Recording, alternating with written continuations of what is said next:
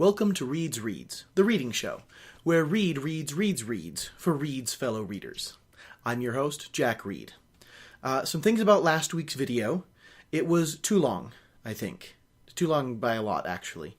Last week's chapter ran almost 45 minutes, and I think that's just too long for this kind of thing. It's too long to ask somebody to sit down and listen for that long. People are busy.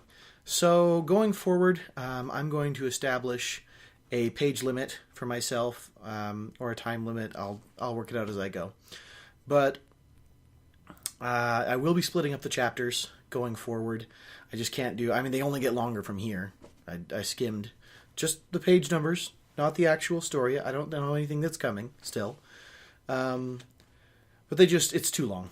So, yeah, this chapter will be split up into at least 2 parts, maybe 3 parts. And with that, let's see. I made notes for myself this time. Some other things. Let's see. Oh, yeah, last week I also tried something different with the lighting, and I didn't love it. Because all I did was I turned off the flash on my camera and left just the overhead room light, and man, did that look bad. Just washed out and tired and shadowy, and was not a pleasant look. So I'm trying something a little different this week. Hopefully it'll strike a little bit of a balance between the first week and last week. But it will probably be a little bit before I have a proper lighting setup, so bear with me. This week also, you should notice an improvement in the sound quality. I'm using a different microphone than my phone's built-in microphone. First time I've tried doing a mic and video separate and syncing them, so we'll see how that goes. And right, and that's all about the technical, stuff. So let's talk about last week. Last week we read chapter 2, and there was some stuff that happened. Holy crap! Richard saw the woman being followed by the 4 men, and he decided he was going to race down the trail and catch her, and he did so, and managed to catch up with her before the 4 men did, and he convinced her, after being struck dumb, and the wording is just... I gotta find it again real quick. I've gotta find it again. Let's see, that was page... would have been page 13 or 14? Nope, a little bit before that. Yeah, man. Yeah, I gotta read this part again, just real quick. The connection was so intense that it threatened to drain his sense of self. He felt that he had always known her, that she had always been a part of him, that her needs were his needs. She held him with her gaze as surely as a grip of iron would, searching his eyes as if searching his soul, seeking an answer to something. "I am here to help you," he said in his mind. He meant it more than any thought he had ever had. I can't take that seriously as a meet cute, It kills me. Anyway, love at first sight for them. And then they ran away, stealthed away, down this side trail that took them through a ravine with rocks and lots of very prettily described things. Trees and mossy rocks and branches and echoey caverns and stuff. And eventually they wound up on a sheer cliff face, walking along a ledge, winding along the side of the cliff face. And the men caught up with them right there. And it was just out of nowhere. Dropped down the rock face and caught them, which seems like a fairly major flaw in Richard's plan. Though I guess I wouldn't have expected them to...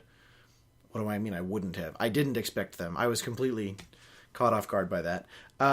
They fought, and Richard killed one, knocked him clean off the ledge. Good for Richard. The other 3, however, we're not sure what happened just yet. I suspect Jedi mind trick.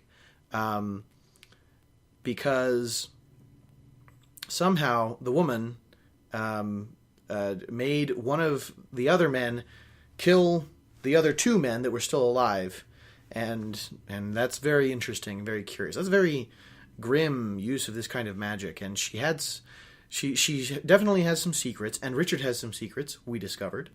We didn't discover anything other than that he has secrets.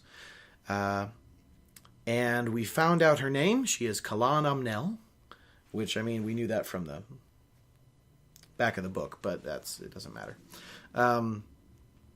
Richard discovered that Kalan is from the Midlands, which should be impossible, because that means she had to cross through the boundary, and no one can cross through the boundary.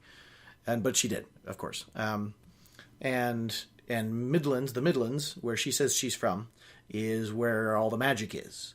So she's a magic person, and she has probably brought some magic troubles with her. And now they are headed back to town to see Richard's brother, Michael, who is a big deal, I guess.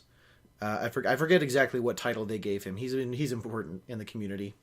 So they're going to his feast and speech giving and what have you. And that's where we are at the start of Chapter 3. Here we go. All right. Chapter 3. Michael's house was a massive structure of white stone, set back quite a distance from the road. Slate roofs in a variety of angles and rakes came together in complicated junctures, topped with a leaded glass peak that let light into the central hall. The walkway to the house was shaded from the bright afternoon sun by towering white oaks as it passed through sweeping stretches of lawn before coming to formal gardens laid in symmetrical patterns to each side. The gardens were in full bloom. Since it was so late in the year, Richard knew the flowers had to have been raised in greenhouses just for this occasion. I'm already getting the sense that Michael is kind of an extravagant person. Right off the bat here, because Richard was in the forest and he plucked a plant and promptly replanted the plant after he had gotten his use out of it to make sure that it would be okay. And by contrast, we have his brother who grew plants specifically for the purpose of uprooting them to celebrate himself. I feel like that's a fairly major cue right there, actually. So, people in fine clothes strolled the lawns and gardens, making Richard feel suddenly out of place. He knew he must look a mess in his dirty, sweat-stained forest garb, but he hadn't wanted to waste the time going out of his way to his house to get cleaned up. Besides, he was in a dark mood and didn't much care how he looked. He had more important things on his mind, I'll say. Kalan, on the other hand, didn't look so out of place. The unusual but striking dress she wore belied the fact that she, too, had just walked out of the woods. Considering how much blood there had been up on Blunt Cliff, he was surprised that she didn't have any on her. She had somehow managed to stay clear while the men had killed each other. Okay, that actually makes me wonder if there's something special about her dress. Because he never mentioned, by the way, that there was any dirt on the dress. And there would have been. She traveled a distance in a white dress. I thought it odd at the time, but I didn't say anything about it because I guess it didn't seem terribly important. But now she doesn't have any blood on her after a fairly brutal fight as well. So that's... But maybe I'm just reading too much into this. I don't know. We'll see. When she had seen how upset he had become when she had told him she had come through the boundary from the Midlands, she had fallen silent on the subject. Richard needed time to think about it, and hadn't pressed.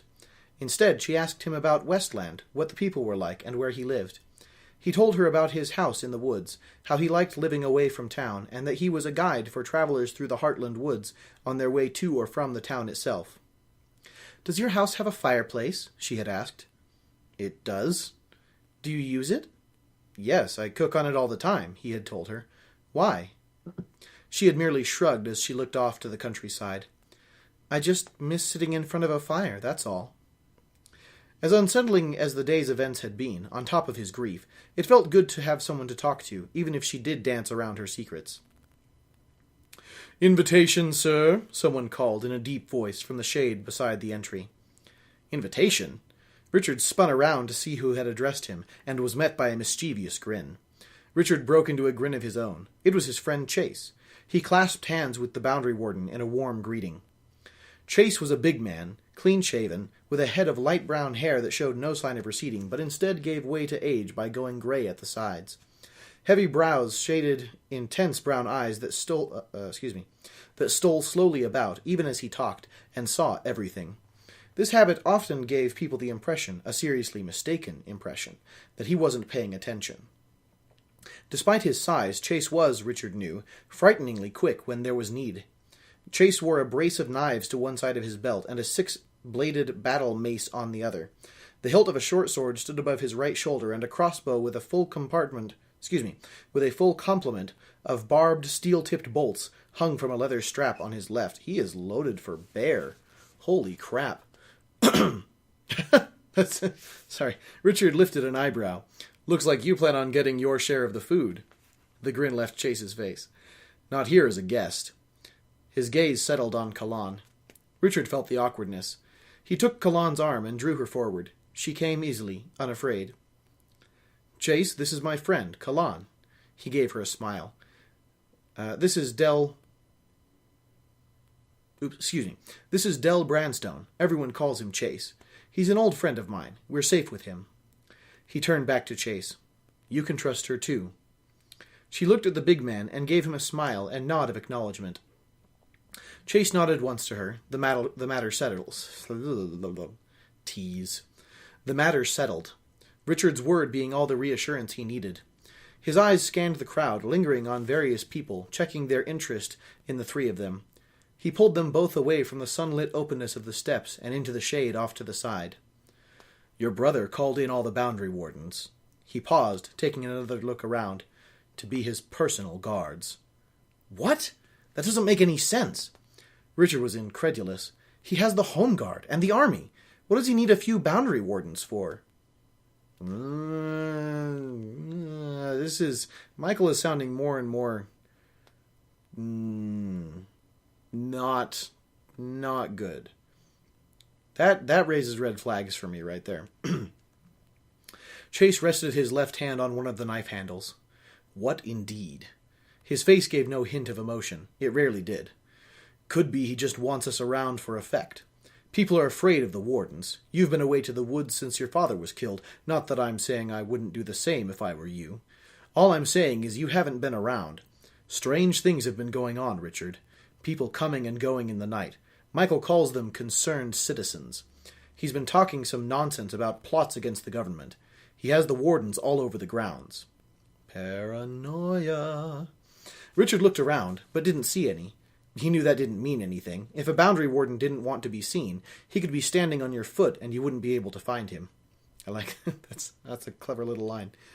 Chase drummed his fingers on a knife handle as he watched Richard's eyes scan about. My boys are out there. Take my word. Well, how do you know Michael isn't right? What with the father of the new first counselor being murdered and all? Chase gave his finest look of disgust. I know every little slime in Westland. There's no plot. Might be a bit of fun to be had if there were, but I think I'm just part of the decoration. Michael said I should stay visible. His expression sharpened. And about your father's murder, well, George Cypher and I go way back to before when you were born, back to before the boundary. So the boundary's a recent thing, apparently, in the last generation. Interesting. He was a good man. I was proud to call him friend. Anger heated in his eyes. I've twisted a few fingers. He shifted his weight, taking another look around before bringing his fierce expression back to Richard. Twisted hard enough to cause their owners to spit out their own mother's name if it had been the right one. No one knows a thing, and believe me, if they did, they would have been happy to have shortened our conversation. First time I've ever chased anyone and not been able to get even a whiff. He folded his arms, and his grin came back as he eyed Richard up and down. Speaking of slime, what have you been about? You look like one of my customers. Richard glanced to Kalan, and then back to Chase. We were up in the high Ven. Richard lowered his voice. We were attacked by 4 men. Chase raised an eyebrow. Anyone I would know? Richard shook his head. Chase frowned. So where did these 4 fellows go after they jumped you? You know the trail across Blunt Cliff? Of course. They're on the rocks at the bottom. We're going to have a talk. Chase unfolded his arms and stared at the two of them. I'll have a look. His eyebrows knitted together. How do you manage it? Richard exchanged a quick glance with Kalan and looked back to the boundary warden. I think the good spirits protected us. Chase shot them each a suspicious glare. That's so. Well, better not tell Michael about this right now. I don't think he believes in good spirits. He studied both their faces. And if you think there's a need, you two come stay at my place. You'll be safe enough there. Richard thought about all of Chase's children and knew he didn't want to endanger them, but he didn't want to argue the point either, so he just nodded. We better get in there. Michael is sure to be missing me. One more thing, Chase said. Zed wants to see you. He's in a big fret about something, says it's real important. Richard looked up over his shoulder and saw the same strange snake-like cloud. I think I need to see him too. He turned and started to leave. Richard, Chase said with a look that would have withered anyone else. Tell me what you are doing in the High Ven. Richard didn't shy away. Same as you, trying to get a whiff. Chase's hard face softened, and a hint of his smile came back. Get one? Richard nodded as he held up his red, sore left hand. And it bites. That seems like, I don't know, that seems an odd note to leave on, I guess. But, I mean, well, it's a little thing. It's a little thing. But it would have been nice if Chase had, like, walked away with a look of curiosity or bemusement or something. It's been like, I wonder what he means by that. Rather than just splitting there. It's a little thing. Just a little thing. The two turned and melted into the crowd entering the house, moving through the entry, across white marble floors, to the elegant central meeting hall. Marble walls and columns glowed with a cold, eerie cast, where the sunlight streaming in from above touched them. Richard had always preferred the warmth of wood, but Michael had maintained that anyone could go out and make what they wanted from wood. But if you wanted marble, you had to hire a lot of people who lived in wood houses to do the work for you. Yeah, Michael sounds like a jerk. Just, wow. Okay. They're doing a good job of giving me preconceptions, though. Yeah, it just sounds awful. Richard remembered a time before their mother died, when he and Michael played in the dirt, building houses and forts with sticks. Michael had helped him then. He wanted so much for Michael to help him now. People Richard recognized greeted him, getting only a wooden smile or a quick handshake. Since Kalan was from a strange land, Richard was a little surprised to see how comfortable she was around all the important people. It had already occurred to him that she, too, must be someone important. Gangs of assassins didn't hunt down unimportant people. Richard found it difficult to smile at everyone. If the rumors about things coming out of the boundary were true, then all of Westland was in danger. Country people in the outlying areas of the Heartland were already terrified to go out at night, and had recounted stories to him of people being found partly eaten. That's intense. That's something that the boundary wardens should probably know about. Sorry, I'm reading ahead without... I shouldn't do that. He had told them it was just that they had died of some natural cause, and wild animals had found the bodies. Happened all the time. They said it was beasts from the sky. He had passed it off as superstitious nonsense, until now. Even with all the people around, Richard felt overwhelmingly lonely. He was confused, and didn't know what to do about it. He didn't know who to turn to. Kalan was the only one who made him feel better, but at the same time she frightened him. The encounter on the cliff frightened him. He wanted to take her and leave. Okay. He's doing so much internal monologue. So much. Anyone familiar with writing knows the rule, show, don't tell. And I'm just getting so much telling right now. It's a massive info dump of internal monologue and thoughts and just and exposition, I guess, in some places, but this could all come out organically in conversation, and it's not, and it's frustrating because he's spending so much time on other things, and he could be making these things come out naturally as discussions between characters, and he's not. And that's bugging me quite a bit. Ugh. If that continues to be a trend, I'm probably going to be annoyed with that throughout. But, moving on. Where are we? He wanted to take her and leave. Zed might know what to do. He used to live in the Midlands before the boundary, though he would never talk about it. And then there was the unsettling feeling he had that all of this had something to do with his father's death, and his father's death had something to do with his own secrets, the secrets his father had placed upon him and him alone. Ooh, something. Kalan laid a hand on his arm. Richard, I'm sorry.